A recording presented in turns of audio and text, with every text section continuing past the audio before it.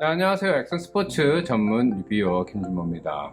자, 오랜만에 스케이트보드에 관련된 컨텐츠로 한번 돌아왔습니다.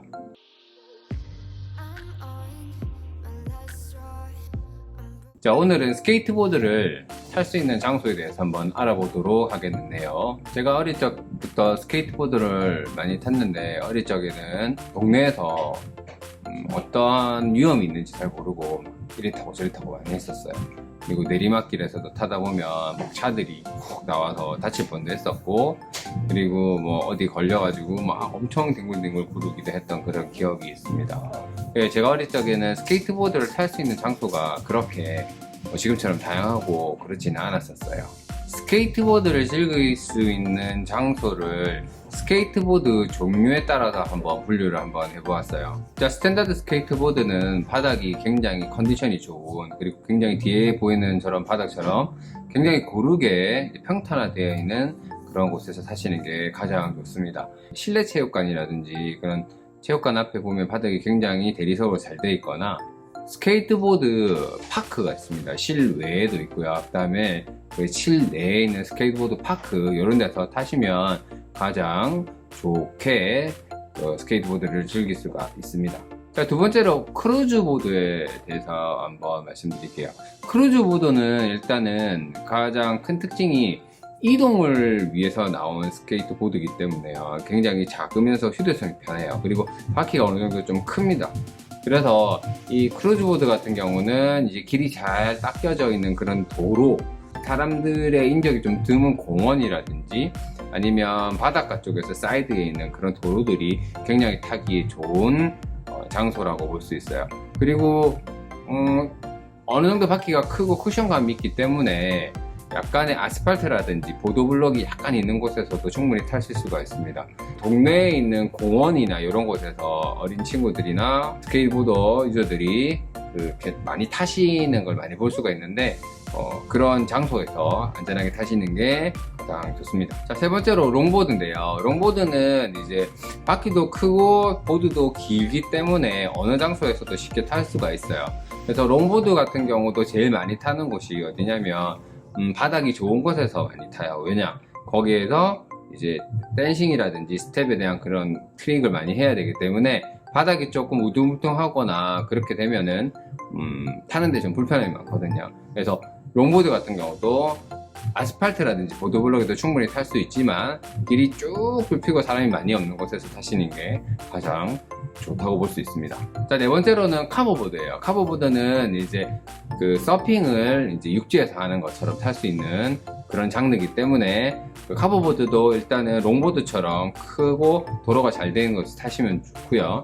그리고 약간 파도 모양처럼 생겨있는 지형을 이용하셔서 타면은 굉장히 재미있습니다. 미국의 이제 캘리포니아라든지 샌프란시스코라든지 그쪽은 뭐 영상을 보게 되면은 약간 내리막 쪽이 이렇게 떡 있고 이렇게 있으면서 집들이 있는데 그 주차장으로 들어가는 곳이 약간 언덕이 이렇게 있어요.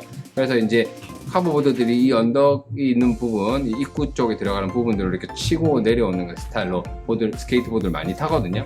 그래서 카보보드 같은 경우도 이제 그러한 지형들을 이용해서 타시면은 가장 좋고요. 일단은 약간의 내리막길 쪽에서 이렇게 싹싹 보드를 타시면 가장 재밌게 타실 수 있다고 말씀드릴 수 있어요. 공공장소에서는 왜 스케이트보드를 못하게 하는지에 대해서 한번 이야기해 보도록 하겠습니다. 자, 공공장소는 말 그대로 공공을 위한 것입니다. 스케이트보더들을 위한 곳이 아니에요. 자, 이제 스케이트보드를 타게 되면 기본적으로 남에게 피해를 주는 행동들을 많이 하게 됩니다. 일단 좀 상급자들은 이제 뭐 알리라는 기술을 땅 치거나 아니면 여러 가지 기술을 치면서 이제 공공장소에 있는 어떤 거를 뛰어넘거나 아니면 그걸 슬라이딩을 하고 그걸 탁 치거나 하는 그런 행동을 하게 돼요. 그게 저희 입장에서, 스케이트보드 입장에서 보면 우와 멋있고 와 잘한다라고 볼 수 있겠지만, 일반적인 분들의 입장에서 보면 그거는 공공기물을 파손하는 행위가 되죠. 그리고 뭐 롱보드를 타다가 보면은 이제 막 트릭을 막 하다 보면은요, 이제 옆에 사람들이 잘 탄다고 볼 수도 있는데 보면은 조금 위험해요. 속도가 쫙 가는데 이제 아기들이랑 이렇게 예를 들어서 이렇게 산책을 하고 있으면 거기서 막 트릭을 하다가 넘어질 수도 있고, 그렇게 트릭을 하다 보면은 이제 넘어지면서 사람들한테 어떻게 충격이 올지를 모른단 말이에요. 그래서 굉장히 두려운 대상이 될 수 있습니다. 그래서 공공장소에서 이제 스케이트보드를 조금 타는 것들을 이제 저지를 많이 해요. 소음도 많이 나죠. 뭐 알리를 빡 지금 소리가 탁탁 소리도 나고요.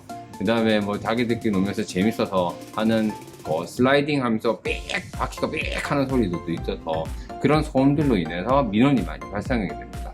그래서 공공장소에서는 스케이트보드들이 굉장히 미움을 많이 받게 돼요. 저도 많이 쫓겨났었고요. 그리고 저도 많은 그 사람들한테 그 피해를 준 것도 많이 생각이 납니다. 공공장소에서는 웬만하면은 남들한테 피해를 주지 않도록 좀 매너 있게 이제, 그리고 사람들이 가까이 오기나 하면은 조금 좀 피해 주시고 하는 그런 이제 매너를 보여주시면은 이제 스케이트보더들도 인정받고, 그다음에 공공장소에서도 조금 이제 잘 탈 수 있게끔 해줄 수 있을 것 같아요. 그래서 스케이트보더들이 조금 그런 부분을 지켜주는 것이 좀 중요한 것 같아요. 저도 어릴 적에는 뭐 그랬어요.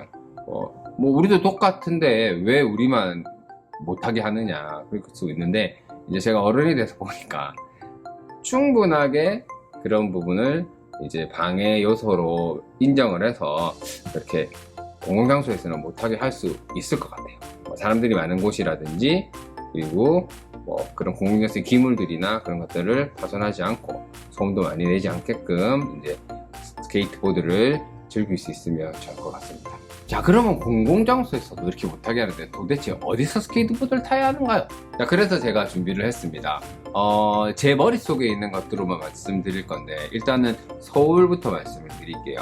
서울에서는 뚝섬이라는 곳에 파크가 있습니다. 스케이트보드 전용 파크가 있어서 지금 많은 분들이 그쪽에서 많이 탄다고 알고 있고요. 그리고 여러 업체들이 그쪽에서 무료 강습이라든지 그런 걸 하고 있다고 저도 알고 있어요. 뚝섬 스케이트보드 파크를 한번 찾아보시면 그쪽에서도 안전하게 스케이트보드를 즐길 수가 있고요. 두 번째로는 서울의 을지로 육가에 보면 동대문 쪽에 있을 거예요. 그쪽에 훈련원 공원이라고 있습니다. 옛날부터 스케이트보드를 많이 탔었어요. 그리고 외국인들도 많이 오고요. 스탠다드 스케이트보드를 타시는 분들이 굉장히 많이 모이는 장소입니다. 스트릿 스타일이라고 해서 뭐 슬라이딩도 하고 픽플립도 하고 여러 가지 이제 스탠다드 스케이트보드의 기술을 하는 스케이트보드들이 많이 모여서 타는 그 훈련원 공원이 있습니다. 그리고 그 옆에 보면 동대문에 퀼트 광장이라고 있는데, 옛날에 그쪽에서 굉장히 많이 탔었어요. 근데 요새는 좀 많이 안 타는 걸로 알고 있는데, 그쪽에서도 스케이트보드 스팟으로서 굉장히 조금 유명하고요. 자, 보면 이제 유일하게 서울 지역에는 실내 파크가 있어요. 양평으로 가기 전에 보면 시루자라는 실내 파크가 있습니다. 서울 지역에는 있는 실내 파크인데 굉장히 많이 되어 있고 TV에도 소개가 많이 돼서 윤대원 씨가 그쪽 스케이트보드를 타면서 많이 유명해졌던 곳이고요. 실내라서 사계절 동안 이제 스케이트보드를 안전하게 즐길 수 있는 그런 장점이 있습니다. 곳곳에 더 스케이트보드 파크들이 많이 있는데, 뭐 난지 한강공원 스케이트보드 파크도 있다고 알고 있어요.